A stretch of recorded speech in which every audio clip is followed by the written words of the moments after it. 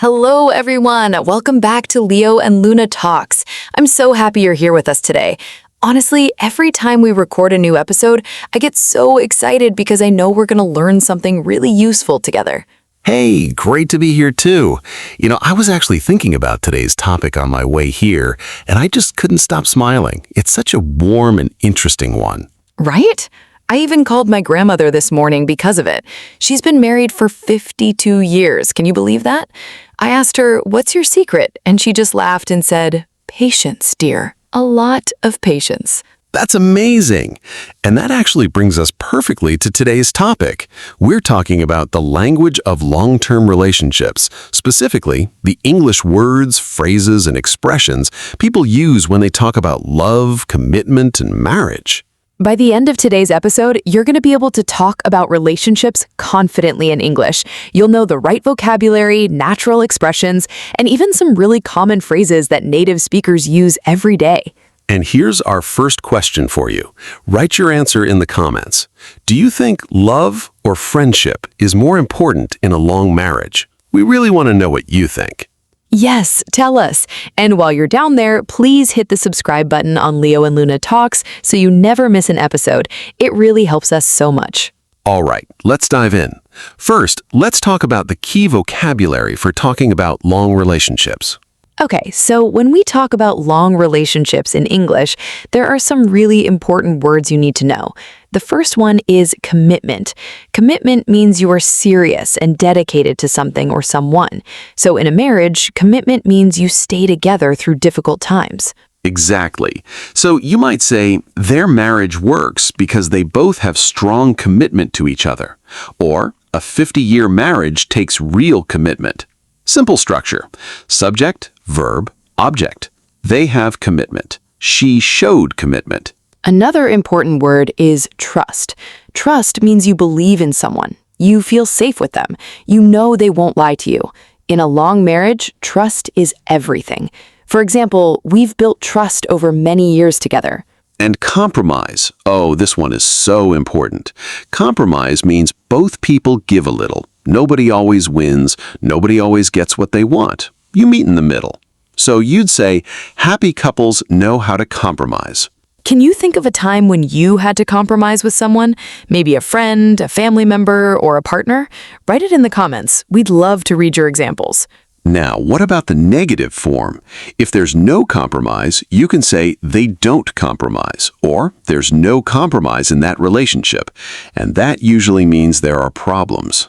Another word is support. To support someone means to help them, encourage them, and be there for them. He supported her through every difficult moment. She always supports his dreams. So, to review, the 4 big words for today are commitment, trust, compromise, and support.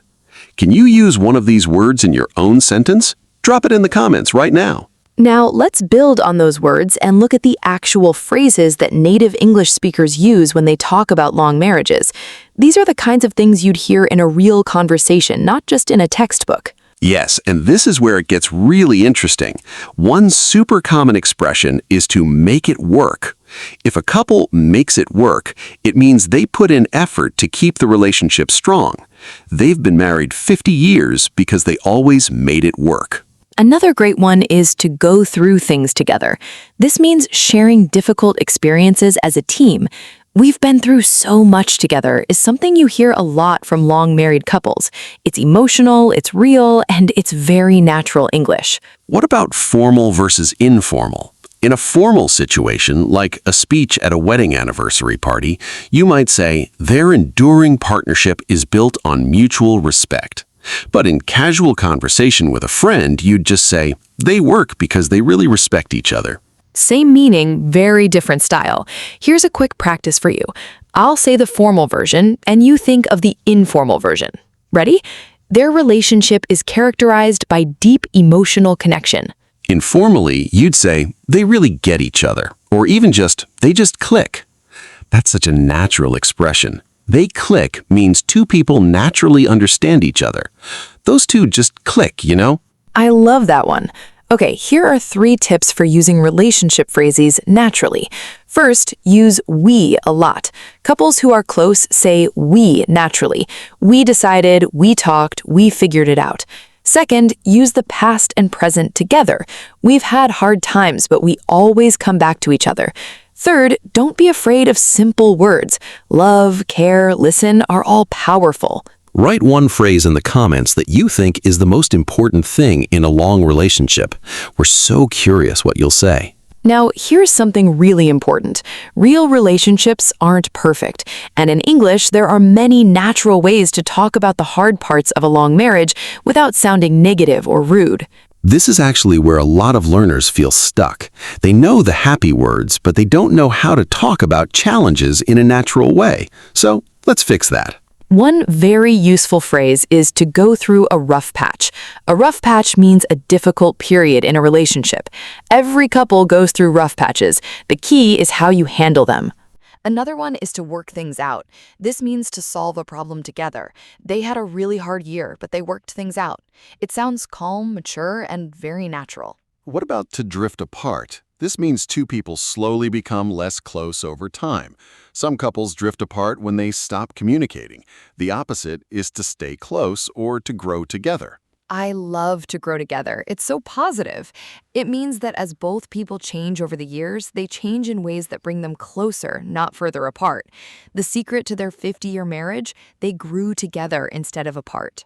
Now, let's do a quick mini practice. I'll describe a situation and you say the phrase.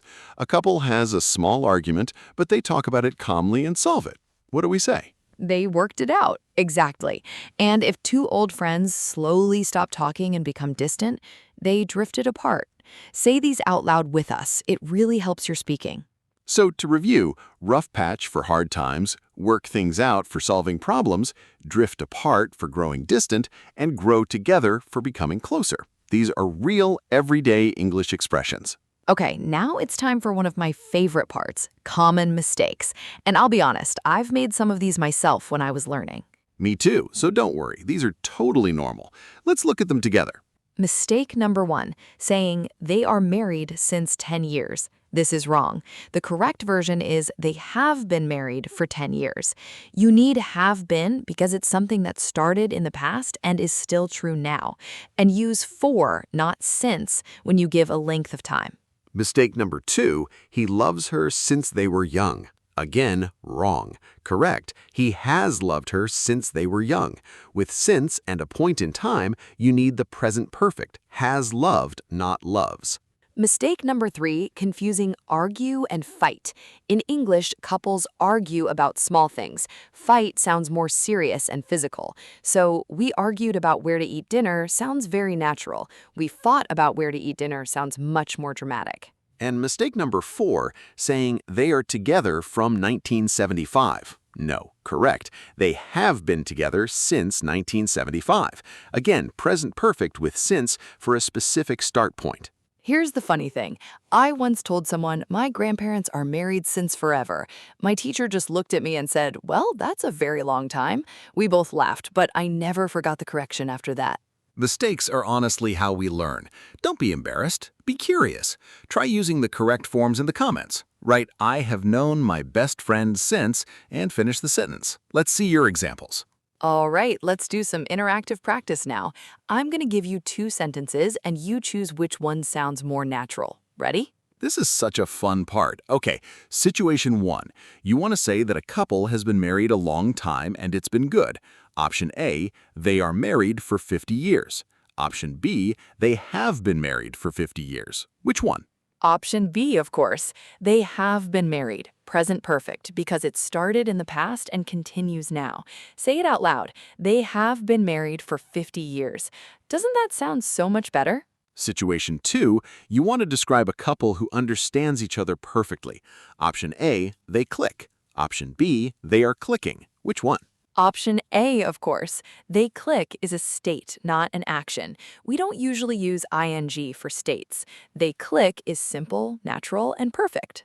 You can also add formality. They have a deep mutual understanding. That's formal. They just get each other. That's casual. Both are correct, just different levels. Now here's your challenge. Create your own sentence using one of today's phrases. Make it work, grow together, work things out, or rough patch. Write it in the comments. Be creative. Remember, the goal isn't perfection. The goal is communication. If someone understands you, you're doing great. Keep trying, keep speaking, keep writing. Wow, what an episode!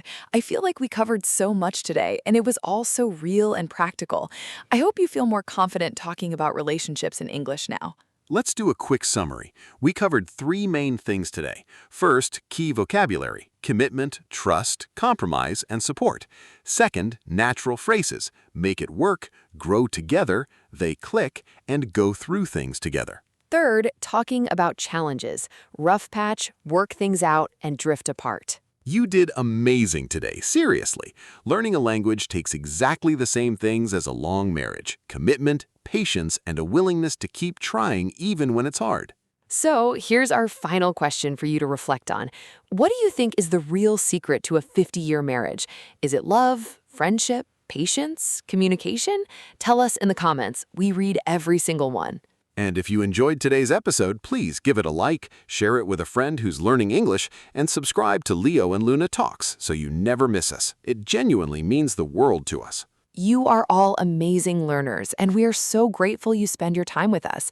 Keep practicing, keep believing in yourself, and remember, every great love story, just like every great language journey, is built one day at a time. See you next time.